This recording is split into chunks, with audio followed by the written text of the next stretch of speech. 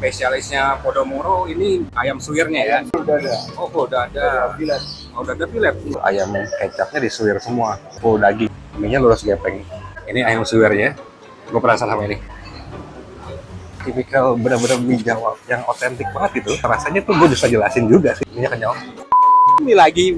Ketemu mie ayam enak lagi di daerah Ciledug yang udah jualan kurang lebih 25 tahun. Namanya mie ayam Podomoro. Mie ayam bakso Podomoro. Jualan dari tahun berapa nih? Saya generasi kedua dari bapak dulu tahun 2000. 25 tahun. Sehari biasa mie habis berapa kilo, Mas? 13 kilo. Mas mau pesan mie ayam, bakso urat. Mie ayam bakso urat 22.000. Mie-nya setengah matang. Siap. Cobain bakso urat ini. Ada tekstur kerutuk-kerutuk ya, kayak tulang rangu gitu.